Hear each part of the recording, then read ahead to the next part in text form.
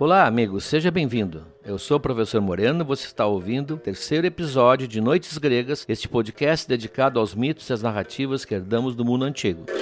Lembro que no site noitesgregas.com.br, para cada episódio haverá material extra, textos, vídeos e áudios de acesso exclusivo para os apoiadores. Lembramos também que temos agora um canal aberto no WhatsApp para receber perguntas sobre o conteúdo que você ouviu. Tem alguma dúvida? Se você é um dos nossos apoiadores, deve ter recebido por e-mail esse valioso número para se comunicar com o oráculo.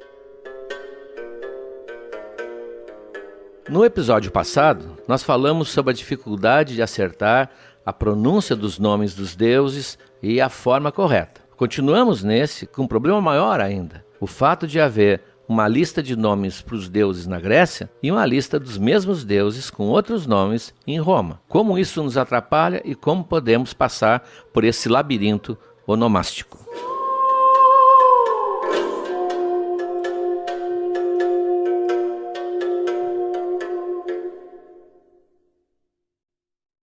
Então, Roma entrou na vida da Grécia. Já mencionei no episódio anterior que Roma terminou conquistando a Grécia mais ou menos por volta de 100 anos antes de Cristo. E isso vai afetar muito a nomenclatura, os nomes que usamos na mitologia, por motivo que você vai perceber. Nessa conquista, uma conquista militar, ocorreu uma inversão na lógica normal das conquistas. Normalmente, o conquistador termina impondo a sua cultura ao conquistado. Nesse caso, houve uma inversão. Roma, superior militarmente, terminou se rendendo culturalmente àquele brilho da cultura grega que ela encontrou. Talvez uma das maiores riquezas, aliás, que Roma tirou da Grécia, ganhou com a conquista grega, foi um novo passado de que ela própria pudesse se orgulhar. Eu explico melhor. Quando a gente fala na origem lendária de Roma, todo mundo lembra daquela data, inclusive, famosa de 2 meninos gêmeos sendo amamentados por uma loba que garantiu a sua sobrevivência até que eles se tornassem os fundadores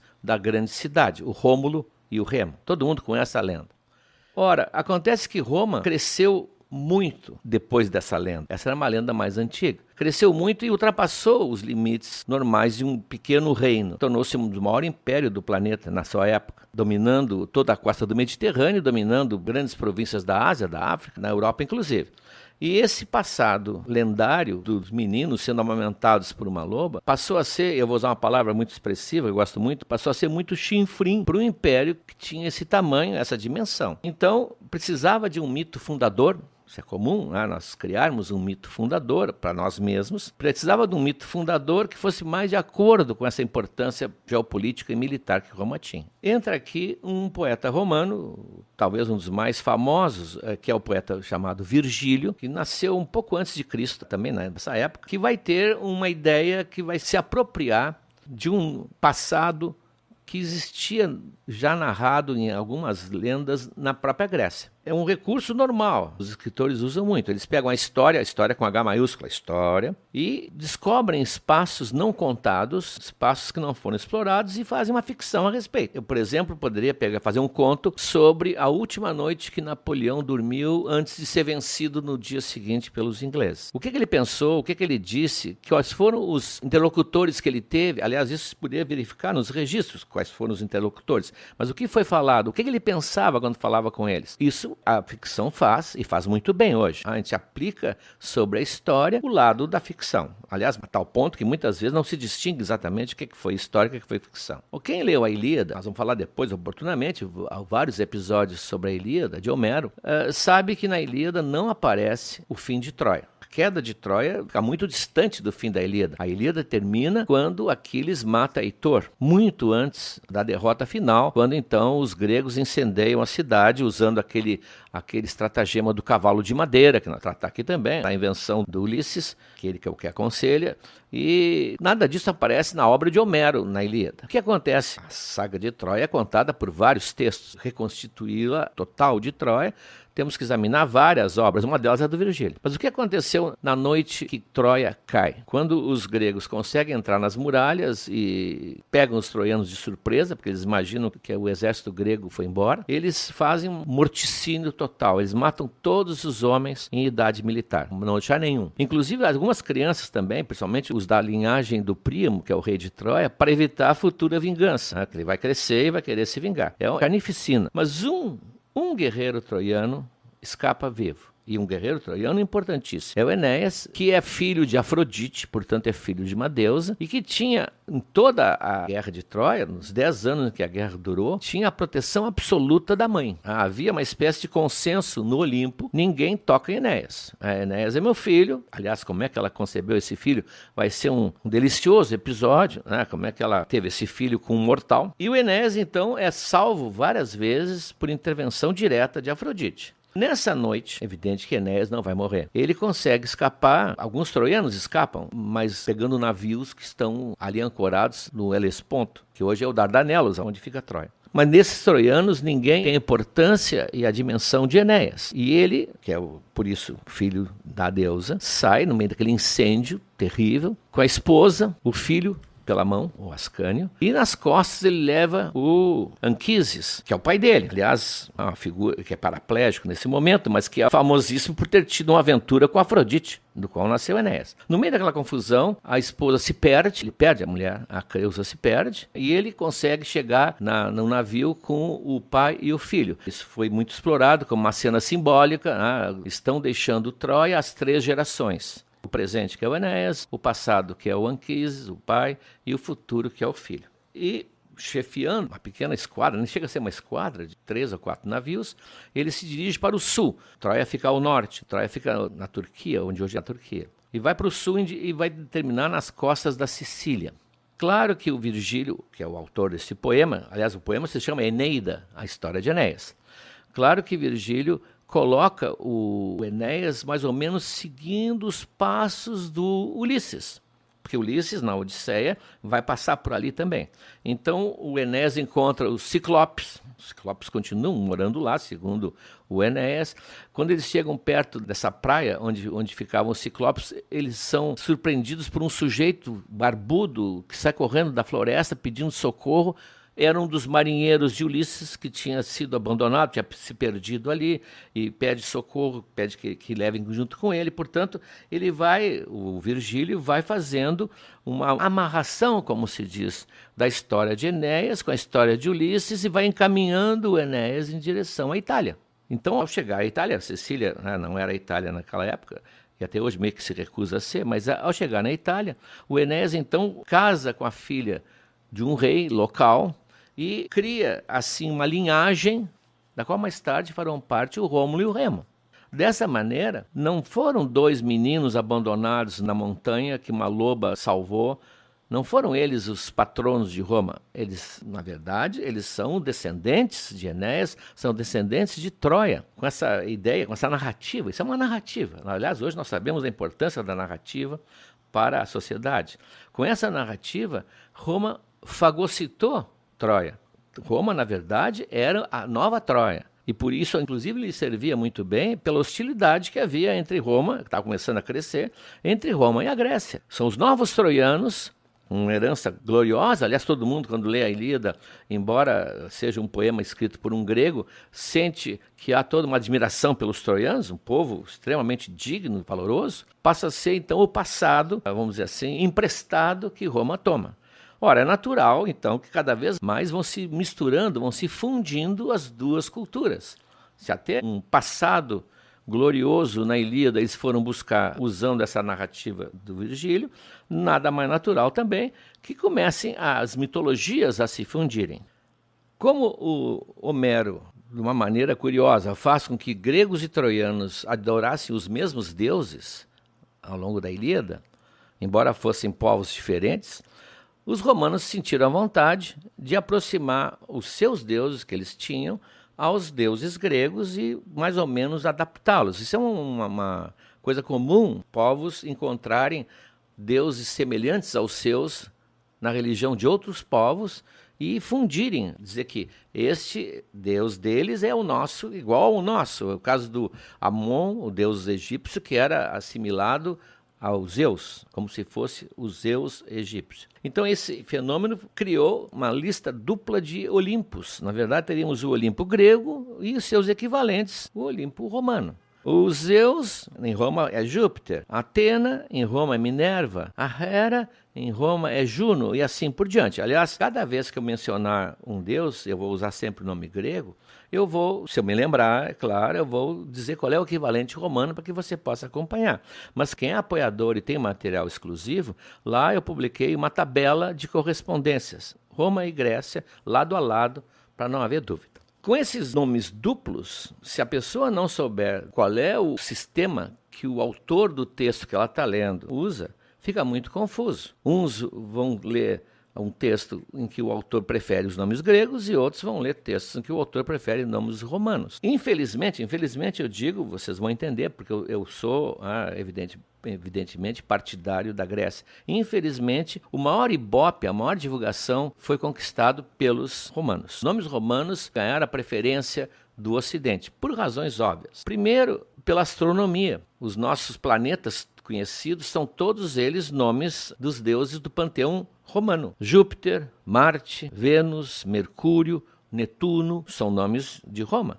Plutão, aliás, que talvez muita gente não saiba, é o nome do cachorro do Mickey. Pluto, em inglês é o Plutão. Agora é um planetinha que ora entra, ora sai na relação dos planetas verdadeiros da NASA, mas isso não nos interessa aqui. Os nomes são romanos. Isso fez com que durante séculos se discutissem sempre planetas, astronomia, astrologia, o que vocês quiserem, com nomes romanos, dando a eles muito mais fixação. Segundo, foi uma coisa que muita gente não se deu conta, houve uma relativa dormência da Grécia por quase 1000 anos. A Grécia, essa Grécia que para nós parece um farol na antiguidade, isso é coisa já do século XIX, do romantismo. A Grécia mesmo era uma região inóspita, ficou quase selvagem, muita gente nem sabia qual era o seu passado, eles foram tomados depois, fizeram parte do Império Otomano, então a Grécia ela foi adormecida para a cultura ocidental, praticamente durante toda a Idade Média. A Idade Média vive a herança da cultura latina. Lembro do nome da Rosa, eu cito porque todo mundo conhece, aparece a figura dos copistas, aqueles monges que copiam manuscritos pacientemente, antes da imprensa. Pois eles, quando enfrentavam uma passagem escrita em grego, o grego era desconhecido. Eles escreviam, isso é grego, não conheço. Deu origem a uma expressão que a gente usa até hoje, isso é grego para mim. Eles não sabiam o que queria dizer aqueles sinais, eles não liam.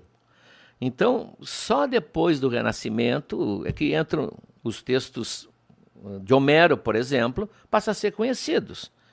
Mas até lá, a literatura estava acostumada exatamente a usar os nomes romanos. Dante, na Divina Comédia, Camões, o nosso Camões, eles usam deuses de Roma. E se a gente pesquisar quadros famosos da mitologia, aliás, a mitologia se presta muito para a pintura renascentista e pós-renascentista, porque a mitologia, além de cenas interessantíssimas, de domínio comum, elas permitem também a exploração do nu, sem cair na censura. Os quadros de mitologia são quase sempre tem a nudez, e às vezes nudez até exagerada, em que o pintor aproveita para fazer a sua arte que no fundo ele desejava. Então, esse uso contínuo dos nomes romanos fez com que eles tivessem, como eu chamei, um ibope maior. Além disso, desses nomes duplos, é bom lembrar também que nem sempre o deus da Grécia é igual ao seu correspondente romano. Um exemplo melhor para você entender é o caso de Ares. Ares é o deus da guerra. Ele aparece na Ilíada, ele intervém nos combates, etc. O seu correspondente em Roma é Marte. Ora, a maneira como os gregos viam Ares é bem diferente da maneira como os romanos viam Marte. O Ares é advertido, inclusive, na Ilíada pelos Zeus, dizendo que ele é muito sanguinário, ele só quer violência, ele é quase desprezível. Ele toma o que nós chamamos hoje um pito de Zeus. E o Homero não perdoa, porque na própria Ilíada ele enfrenta do lado oposto a Atena, a Palas Atena, que os romanos chamam de Minerva, e leva uma tunda, 2 vezes, uma tunda de laço da guerreira, o que também é terrível para a imagem de Ares, porque apanhou 2 vezes de uma mulher. Ainda foi se queixar para Zeus, que zombou dele. Em Roma, não. Que é uma sociedade militarista, Marte cresce e se torna um dos grandes deuses do panteão romano, bem diferente do Ares. Então, o que um deus era para a Grécia não é necessariamente o que era para Roma. Bom, Eu só vou usar nomes gregos. Primeiro, porque Noites Gregas, o título está dizendo. Segundo, porque eu não consigo imaginar a Ilíada contada com deuses romanos. Isso, para mim, criaria, eu acho, uma quebra irreparável na imaginação do ouvinte ou do leitor. O ambiente é grego, esteticamente ele é grego, mas eu quero mostrar algumas razões técnicas. Por que eu prefiro os nomes gregos? Vou dar vários exemplos e você vai entender. O primeiro é um filho que Hermes tem com Afrodite. Afrodite é uma deusa, nós vamos ver, uma mulher liberada, fantástica, uma mulher poderosa. E ela escolhe seus parceiros e os descarta na medida do seu desejo. E ela tem um relacionamento, vamos dizer assim, com Hermes, e tem um filho belíssimo, que é um rapaz assim, tem a beleza da mãe, e o Hermes também era um deus belíssimo. O Hermes é aquele deus, para quem não lembra, com asas no capacete e asas nas sandálias, é um mensageiro divino, entre outras coisas. Bom, esse jovem tem uma história trágica, ele vai tomar um dia banho num pequeno lago na sombra de uma floresta, e várias coisas vão acontecer, você vai ver, nesses pequenos lagos na sombra das florestas, principalmente ao meio-dia, momento do grande calor, onde está solto o demônio do meio-dia, como se diz. Ele mergulha na água, e na água, como todas as águas da Grécia, da mitologia, habita uma ninfa, às vezes até mais de uma. E essa ninfa se apaixona ao ver aquele rapaz e se abraça nele, e ele tenta reagir, tenta fugir, se desvencilhar, mas ela se abraça de tal maneira, com tal intensidade, que ela funde-se com ele. Um verbo perigoso de usar num podcast. Ela funde-se com ele e cria uma fusão, que é uma figura triste na mitologia, que é o hermafrodita. Daí que sai o hermafrodita. Ora, hermafrodita é o nome que lhe deram, exatamente como alguns fazem, juntando o nome do pai e o nome da mãe para dar o nome do filho. É o filho de Hermes e de Afrodite, hermafrodita. Agora, se eu contar essa versão com nomes romanos, Vênus e Mercúrio tiveram um filho chamado Hermafrodita. Perdeu-se a relação das coisas. Por isso que eu vou manter os nomes gregos. Outra, uma cena importantíssima na história política da Grécia é a disputa pela glória de ser patrono ou a patrona da cidade. Há várias disputas entre deuses querendo que a cidade adore a ele ou a ela como o deus principal ou a deusa principal. E a maior disputa que existe é entre Atena, Palas Atena, a filha de Zeus, e o seu tio Poseidon, o deus do mar. Eles fazem uma série de debates, é chamada Divina Eris, a Divina Discórdia, e quem vence é exatamente Palas Atena. Ela vence e por causa disso, a cidade passa a se chamar Atenas. A Atenas tem como sua patrona exatamente a deusa Palas Atena. Ora, se eu contasse isso usando nomes romanos, seria uma disputa entre Netuno e Minerva. E Netuno e Minerva, ao final da disputa, fica decidido que a cidade vai se chamar Atenas. Vejam, não conecta as coisas, desconecta as narrativas. Outra coisa, em Atenas, na cidade, perto da Acrópole, tem um rochedo que é o Areópago. O Areópago é um rochedo em que foi julgado, isso mostra, digamos assim, o início do pensamento democrático grego, um deus foi julgado. Tal era a ideia da concepção libertária dos gregos, que eles criam um mito em que o deus Ares é julgado por ter morto o filho do Poseidon, que teria estuprado uma filha sua. Ele é julgado e é absolvido. Os juízes decidem que ele tinha razão, que foi uma defesa da sua filha, da violência que o outro cometeu. Essa pedra, uma imensa pedra, um rochedo, à vista de cima da Acrópole, foi chamada de Areópago. Até hoje está lá o Areópago, de Ares. Se eu for chamar ele de Marte, que na verdade é o correspondente romano, a história perde o sentido. Em dois casos eu vou fazer uma concessão. E vou pagar o preço. Vocês vão ver. O primeiro é Ulisses. Ulisses, eu prefiro o nome de Ulisses, que é um nome romano. É um nome que a tradição aceitou, consagrou. James Joyce escreveu um livro no século XX, o famoso Ulisses. Alguns leram, outros nem tanto. E é o nome que eu sempre convivi.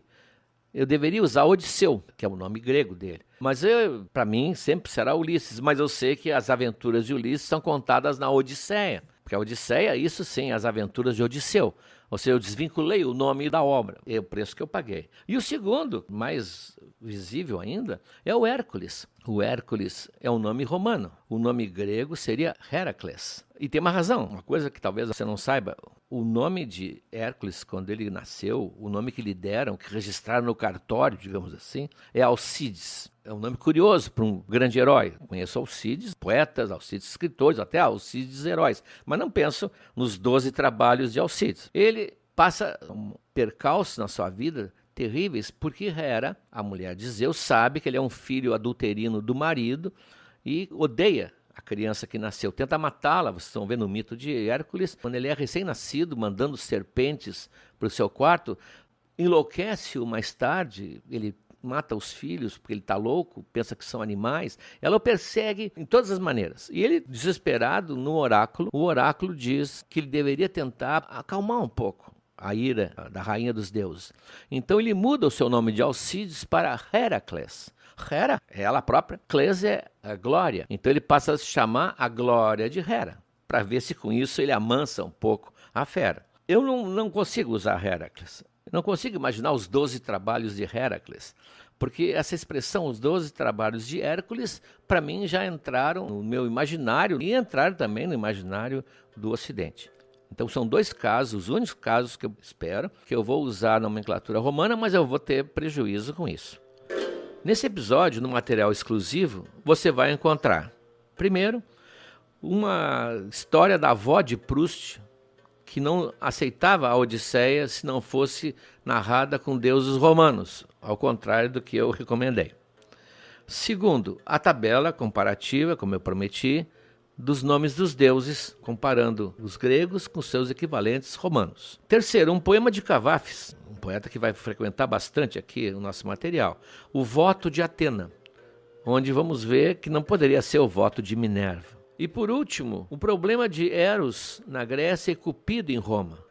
O que isso trouxe, que dilema isso trouxe para os pintores renascentistas e pós-renascentistas que tentaram retratar o amor entre Eros, ou Cupido, depende, e Psique. Veja os quadros e veja a situação em que eles se meteram. No próximo episódio, vamos entender por que há tantas versões para um mesmo mito.